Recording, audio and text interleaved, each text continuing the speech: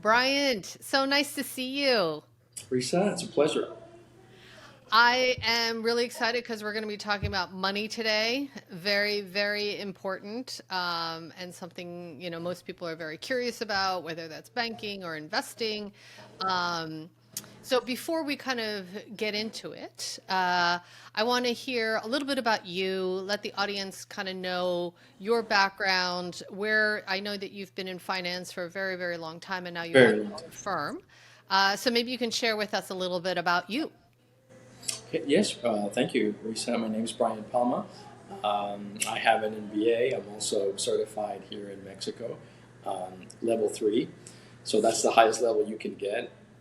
I've been in banking since I was 21 years old, all the way from your normal executive at the branch to loans to corporation to investments, and that's where I stayed. That's what I like to do. I also did international business at one of the banks. I dealt with only currencies and things of that nature. And recently, I decided, to open my own business and provide clients with the products and services that they had been asking me for, but I could not provide at the bank because the bank has its rules and its mandates, and it only offers what it offers. So most of my clients, when they come here, they have a need for a wider range of services and products that they can't find. So thankfully, we started this last year, early last year, and it's we've gone past the break even point in 9 months. So that's been thanks to my clients. Usually, it takes a company 3 to 5 years, but we've done it in 9 months, and I can only be grateful to my current clients for helping us with this. That's great. So what kind of services do you offer? Right now, we try to guide people from the beginning, from A to Z, in finance. We try to guide them in their home acquisition project, which we call closing coordination. We help them with tax questions that they might have, immigration, questions on real estate, insurance, even their home remodeling. Because sometimes you need permits, sometimes you need to do different legal things in order to make that work properly. Basically, what we try to do is a one stop shop, and so far we have done it. Right now, we're on the verge of joining forces and being able to represent some of the bigger firms and their products like Franklin Templeton, Merrill Lynch, things of that nature. That is to come in the near future. So hopefully by January we are done with that, and our clients can also have those platforms ready for them, either Wow. here in Mexico or in the U.S. Because people coming into Mexico, they want to invest in Mexico, but I also have clients that want to invest in the U.S. So it's dual, and that makes it even more interesting because it makes us you know, provide an option for everybody. Obviously, this is done through platforms like I just told you, interbrokers, or the largest firm in Mexico, which is GBM. That's the largest brokerage firm. We use their platforms, but we have the the the benefit of speaking to our clients like if they were our clients. So it's the people who come from Canada and the U.S. will understand that model, and they will be very familiar with it. So you're saying, so people who are from the US or from Canada or even Europe, let's say, um, so in terms of the way they've traditionally invested money, you're saying that it's similar in Mexico. It's almost the same. They can find the same brands. We can guide them and we can help them invest in the same way that they've always done, because these firms are international. They're global, and what they give me is they allow me to do business with their products that most and the type of services that most foreigners are very well acquainted in. Um, so it's a big step we're taking, and hopefully this will be done in January. And I think people will really like it. They're still looking for me to be their banker, even though I'm outside the bank. So now I'm providing these services as well. However, where I think they find more, where I see more interest, I mean, where their interest is focused on, is the opportunities that Mexico is providing them in the sense of private equity. If you can see, everybody's asking, why the peso is so strong at 17, given everything that is floating around the Mexican economy. But actually, we are positioning ourselves. Mexico is positioning itself like one of the go-to countries. It's like if you have money, you have to park it somewhere. Why? To diversify and avoid risk. So what I'm hearing is, people are seeing, news from Eastern Europe that could be disruptive, news from the Middle East that could be disruptive. There's some other news in other parts of the world north from us, which could be political. Others from the East, China, and they're always in the news. So some people want to say, hey, I want to have my funds in a place where it's close and also where it's neutral. And so far, that's been the reflection of the currency. People are bringing a lot of money down to Mexico, especially to PV and other beach sites. The currency will always tell you how the country is viewed, whether it strengthens or it weakens. And nobody expected it to go 17, but people have found other things that they are very interested in Mexico right now. So they're investing heavily right now. I do advise you take caution. Everything you do, it's not as simple or as easy as many people advise you. You have to go to professionals. You have to use the existing bank structures, the existing notary structures. You have to use the trusts that are at your reach and good advisors. If you do it so, Mexico is an incredible place to invest, and I'm sure that many people that have done so can testify to that.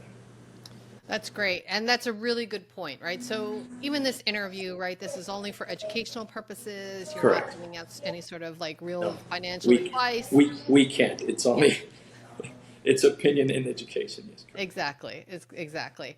So I think that's really important. But this is kind of your, first step into educating oneself in the way that you should look at your finances in Mexico if you're looking to move there, relocate there, retire there.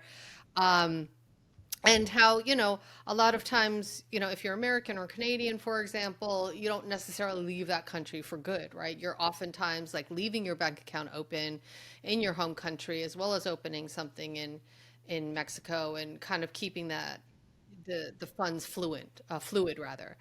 Um, so tell me a little bit about, what are some of the things that people should be thinking about? Okay, I'm going to move to Mexico, right? I've decided that I'm going to retire in Mexico. Um, in terms of their money, of course, they're going to open up a bank account. What kind of options are available to them? I believe that there's also dual currency accounts as well, and that sort of thing, right?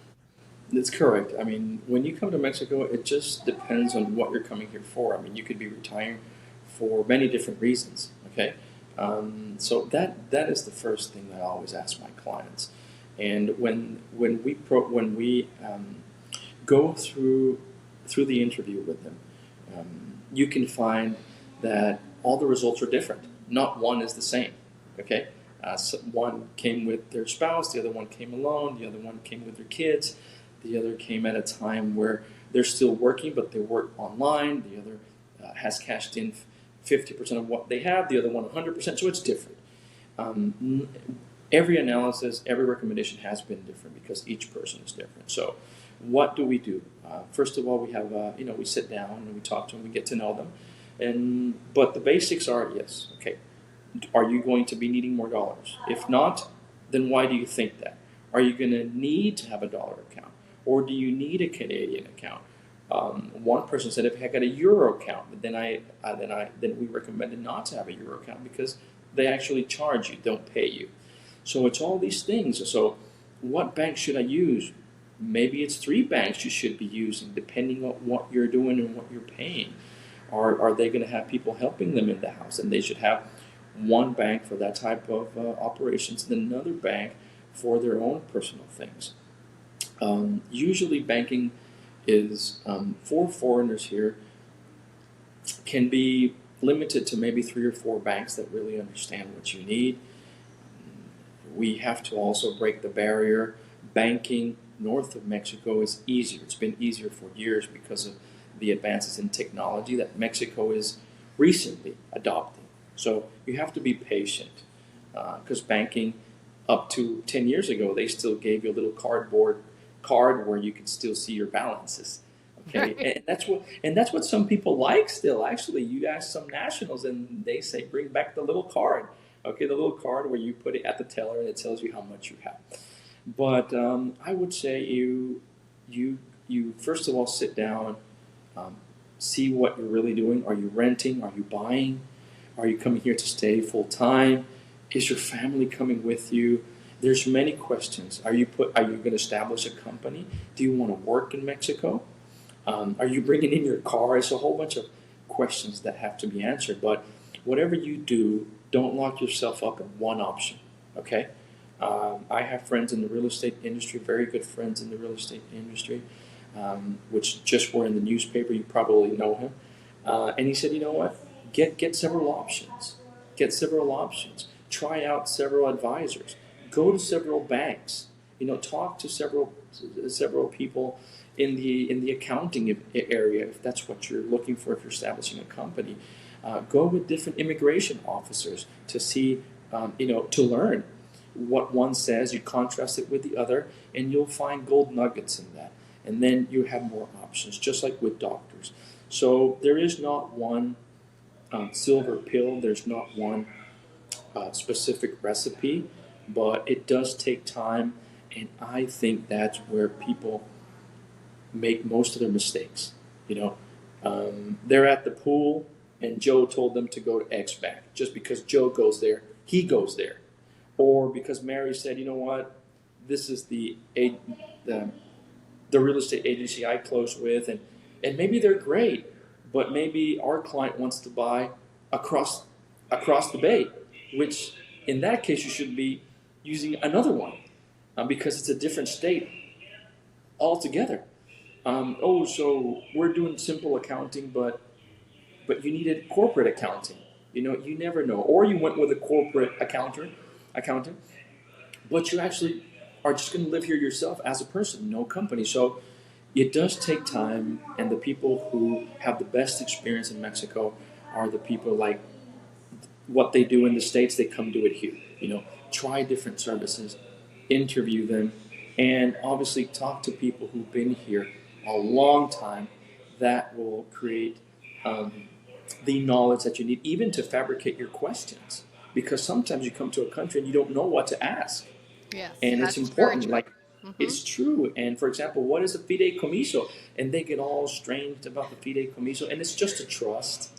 And then you have to learn why a trust. Oh, because you're near water, and as long as you're 50 kilometers within water, you need a trust. That's what the law says. And if you hire somebody to work at your house, how do you manage that? Is there a contract? What type of contract? Do I have to take it to the labor board? Is it recommendable? How do I pay them? Okay, how do you calculate increases because they're work for them? So just everything is linked. It's like a symbiosis. Okay, you can't have a rainforest if you're just thinking about the tree, because the tree depends on the little mushrooms that live underneath it, and then the fern, and then the birds, and then the ants that crawl upon it that keep all the other insects away. That's how I feel. Unfortunately, I guess most people are just so happy to be here that they rush into a situation where it's like, oh, I want this bank, I want this, I want this. And I feel that's where the big mistake is, because since they don't know, they take home the opinion of only one person, and that person might not be as experienced enough as you might want them to be. Right. That is so valuable. And I think that goes around, I feel like that's pretty common amongst any country that you move to, right? But I think Correct. that especially in Mexico, because there is this sense of familiarity as well, and there are a lot of expats, but that's so important to understand for people to do their homework, especially when it comes to their money, right? Because you also don't want to lose your money Correct. unnecessarily because you've, made a bad investment, or you trusted somebody you shouldn't have trusted, or you just put your money where you shouldn't have put it. What I always told people is, I'm sorry to interrupt, is like every time you do international business, it's a currency game because you're going from one currency to another. So that must be in your priorities. For example, if you bring me $1 million today and you change them to peso, I'm going to give you 17 million pesos, correct? And 17 million pesos gets you today what it gets you today. So let's say we've done good, and 10 years from now, your bank account shows 20 million pesos. That's really good because you have 3 million pesos and you lived off the 17 million you've actually spent. You haven't spent a penny. And then let's say you get sick.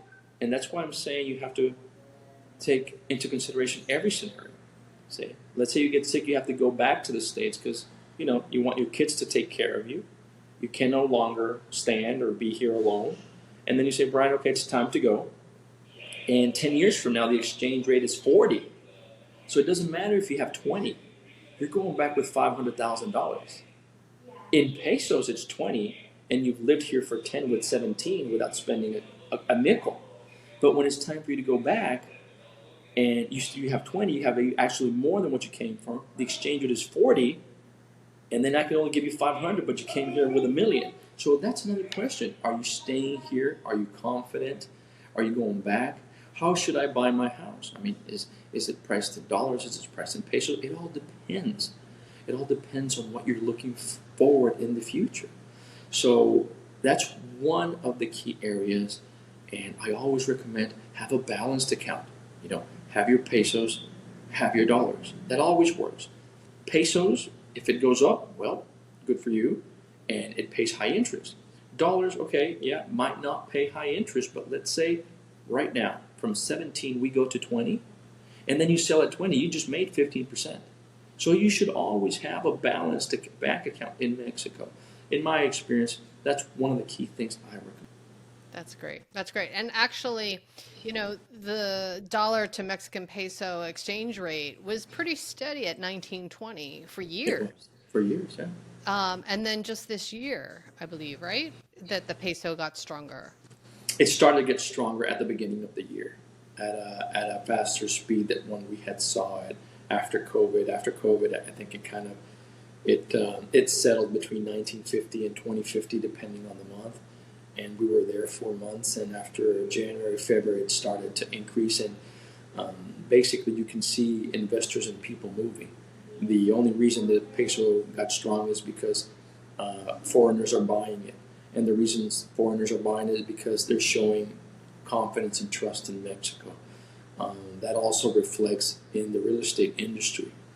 Construction right now is at its highest. That means construction is just waiting or preparing to deliver these units because they have previously been demanded. So it goes in line. Currency and growth go in line, and you're seeing both in PV. So it's growing not only because it's a beautiful place, but it's growing because it is providing you with an option of where to have your money apart from your core investment place. And some people see it as, something happens overnight, I can always go to Mexico, and they feel that the value of their investments would be 1-to-1 or more. So there's not that risk that people kind of felt before. And I guess that was reflected during the COVID years, because Mexico did not provide all these stimulus, so their fiscal accounts, their fiscal accounts are healthy. They did not print all the money, so actually our international balance is very healthy, and investors and people saw that. Not that one is better than the other, but it's just that we took a different road, and it shows right now with the reaction of what people who are moving here, buying real estate or trying to invest are showing, and it shows in the currency. That's great. Yeah, I mean, clearly there's been so much interest. I mean, Mexico is one of the few countries that really left itself open to foreigners Correct. coming in, and that really benefited them for sure. And I guess we're seeing the reflection of that now. Correct. Um, so I would love to know, like, so if someone is looking to buy a place now or move to Mexico now, is there some sort of formula that you kind of share, recommend with people about like how much, like percentages of, percentages they should allocate to closing costs and, percentages of money that they should allocate towards, whatever legal fees, notary fees that they might have there, so that people aren't surprised, right? Because people think, oh, I'm buying this $500,000 property, and they forget to like incorporate all the other fees that The are. expenses, yes. Yes. Okay. Um, can you talk a little bit about Sure. that? Sure. Look, it depends.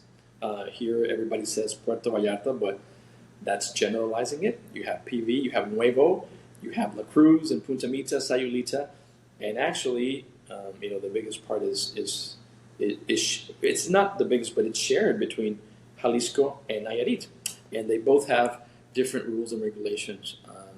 The bulk of it is similar, but they do have some differences. Oh, so Um, that's important to note. So it Jalisco is is. one state and Nayarit is It another is the state, other state, and like all New you York and have New to Jersey. do to be in one state or the other is cross a bridge.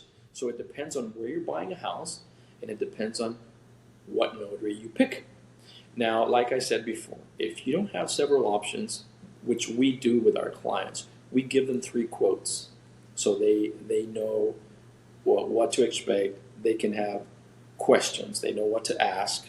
Actually, Um, before you get into that, if you can mhm. explain what a notary is, because for those who are in the U.S. and Canada, notaries are a It's little bit it's a different. little bit different. Yes, notaries in the U.S. and Canada don't. They're a little bit easier to find. Pretty much anybody at a bank could have a seal, or even I've seen even notaries, at informal places. They just verify and give faith that you have signed and they have that seal. In Mexico, however, notary is a very high position given to very few people. They are high in the legal food chain, okay? And And they they're do give, lawyers, right? they're lawyers, correct, but they have been selected by the government to verify and give faith of your transaction, especially in real estate. The bank coordinates with the notary to issue the trust, and then you sign it with the notary, and the bank accepts the trust. And because your house is in a trust, because you're in front of the beach, and they can't do it without a notary. So that's why I told you in the beginning, when we do our investments, it's notary and the bank. So we have the notary and the trust. We go to the highest legal places that we can, and I think I strongly suggest that everybody else do the same. No, little private contracts. I know people want to have confidence. They're happy for Mexico because it's a warm culture, but you should always, when you're dealing with money, safety first, profits later. If you're not safe, it doesn't matter how much profit you think you can get. So I would say safety, service, and then profitability. Because if they make your life uncomfortable, the profitability is just not worth it either. Because nobody wants a hassle in another country. So I would deem it like that. But yes, notaries are the most important legal figure here in Mexico, which is private. Well, and so, okay, so you hire a notary, Hire a notary. or you But get, you don't hire him first. I would suggest you get a quote. There are some people who don't give out quotes. They just tell you this is what it is, and those are usually tell you it's 5 to 6%. But that's a very generalized um, advisory. I don't agree with it. It's not. I don't. That's not my opinion. 5 to 6 is just easy to say, but here we've gone as low as 2.8, 3.3, 3.5 constantly. So when I give those numbers to people, it's like, no, but they told me it was 5. It depends on a whole bunch of things. Okay, your transmission taxes. Is it Jalisco state or Nayarit state? They differ from state to state. Okay, what are the notary fees? How is he charging this? Okay, what is the appraisal cost? Why is it lower here? Why is it lower there? Um, do I have a power of attorney? Why is that important? Well, if you're selling, it's very important, um, depending on how the notary interprets the law. Okay, so I would say get your quotes, try different notaries, and you will most likely see a benefit. The best thing I can recommend is get closing coordinators to get you different quotes and ask them all the questions that you want. And then, if you have further questions, go directly with the notaries and the quote that you have received. But in our cases, we're usually in the 3.5s, 4%. It requires that we do work for it. But in a more generalized thing, you're just going to find people saying it's 5 to 6, 5 to 6. And we don't agree with that because if you really do the work, you can go lower.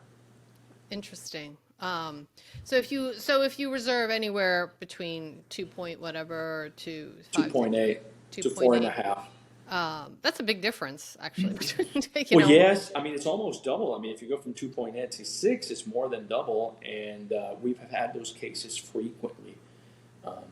And the only thing you can determine there is if your closing coordinator or your lawyer or your notary is actually looking for your best interest. Okay? If not, they're just giving you the plain vanilla. They give everybody, and everybody just pays the 5 to 6%. But if you're a little bit more cautious and more interested in keeping your money, you will select banks. You will take your time. You will select notaries, but you will take your time, and you will select any other service, be it legal, be it real estate or accounting. Take your time and compare. So let me ask you. So real estate, of course, is an investment, Sure. and should be looked as such. You want to Yes. be doing your due diligence and your homework on it. So, what are some of the things that people should be thinking about when doing real estate investment in Mexico? First of all, you have to do deep due diligence. No liens on the house, no mortgages. You have to make sure that if somebody else is using a power of attorney to sell the house, in case they're buying, that hasn't been revoked, that is up to date, that they don't have any labor issues. Okay, because if you have a What do you labor mean by issue, labor issues? okay, let's say you owned a house and you had 3 people working for you, and you let them go without benefits, okay? And then you sell the house, and you didn't mention that, and then you have new owners. So then the new owners find a lawsuit from the labor department because you didn't let go of your employees accordingly, okay?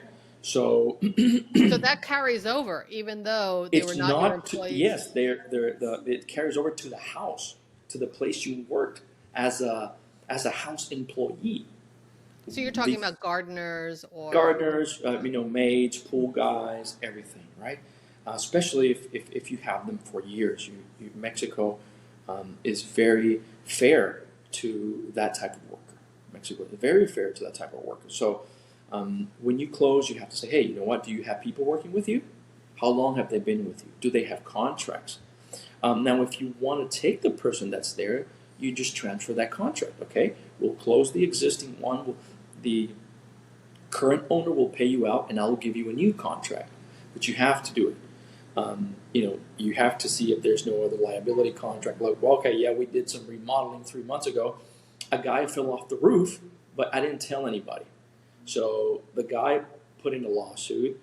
Mexico takes a little bit more time, and then you move in 8 months later. Later, it comes to your house, and it's justified because he did build in your house. And it's uncomfortable. I would suggest people to just, when they hire a closing coordinator, to make sure that all those things are covered. Um, and the diligence is necessary. Also, if you feel better with the title insurance, ask for title insurance. Use your escrow services. Um, have your lawyers go with you at closing. Okay. Uh, have them read in English what you're signing, okay? Because it is a trust, sometimes you have 30 pages, 50 pages, depending on the house or the houses that you buy. So have your closing coordinator there with you. Ask them anything you want, um, because you are signing a document that it's in Spanish.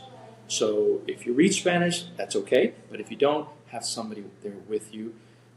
There are very good closing coordinators here. They're very good accountants, very good finance people, although finance people are a little bit more limited. But you should ask and you should take your time because it's a wonderful experience. It's a very good investment.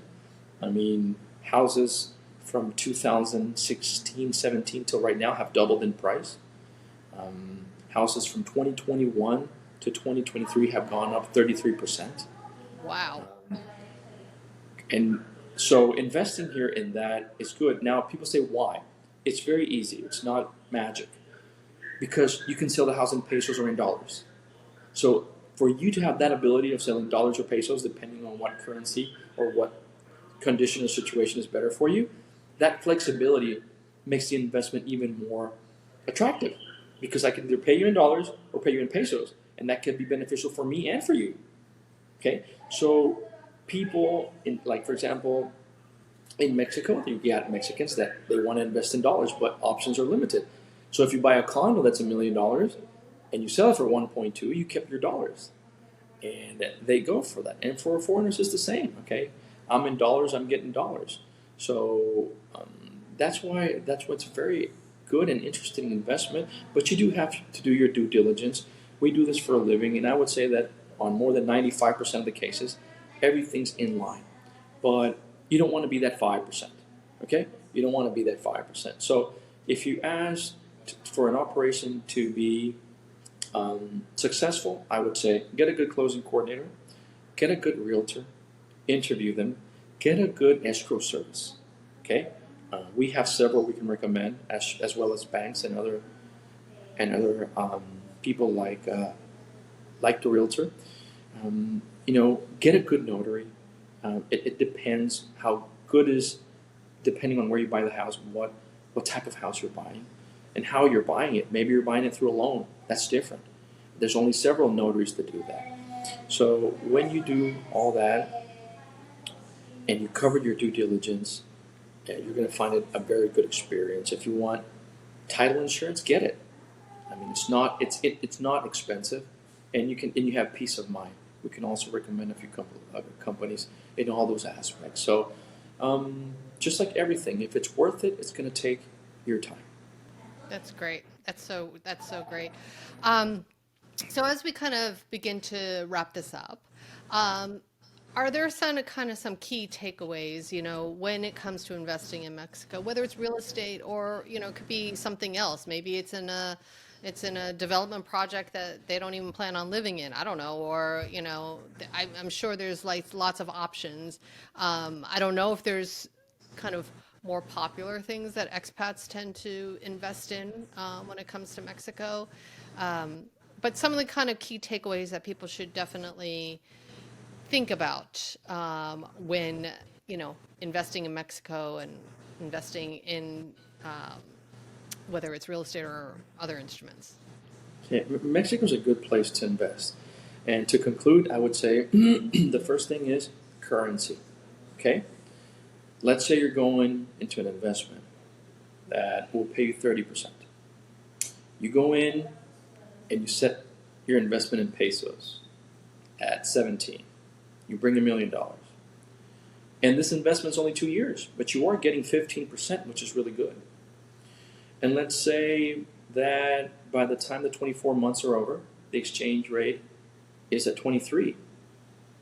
But remember, they were paying you the amounts in pesos. So when you try to exchange that money, you made absolutely no money. You made zero.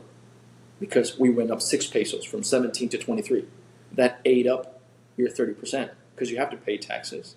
And taxes here can be beneficial for people if you talk to the right person. You could either pay from 35, or you can ask for exemptions and strategies and things of that nature that accountants can help you. And I leave that to the accountants.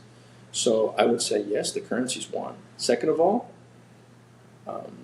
do your due diligence. It takes more time, but do it. Mexico does offer all the instruments for you to have a safe transaction in real estate, a safe transaction in private equity, a safe transaction in debt, if you're lending money, like for an investment. But you have to have the right instruments. Don't take shortcuts, okay? It's a foreign country, and we have things here that are not the same as in the U.S. and Canada. Don't assume. Never assume. Verify this. And if you still have questions, verify with somebody else and see if they match. And if you have a third opinion, even better. Then when you have 2 out of 3, then you found your road, and you can go that way and inquire further. But I would say that those are the 2 basic ones. This is currency, do your due diligence. Those are the basic ones. And third one, find a good advisor, whether it be a realtor, whether it be a financial person, an accountant, a lawyer. find a good person Who understands that state, who right? really understands that. In the town that you want to And live in. if something doesn't make sense for you, then dive deeper, because maybe there's something there. Because despite us having different laws, we're not that apart. So if it sounds too outlandish, maybe that's a red flag. Not to discard that person, but to inquire further. So those are the three things I would say are key here in Mexico, Risa. That's great. That's great. So if people want to reach out to you, find you, get more information about you and your company, where do they go? Our website is atglegalmexico.com, and they can go there. There we have WhatsApp service, we have email service, and that goes directly to me. So any question that they have, I'd be more than glad to help.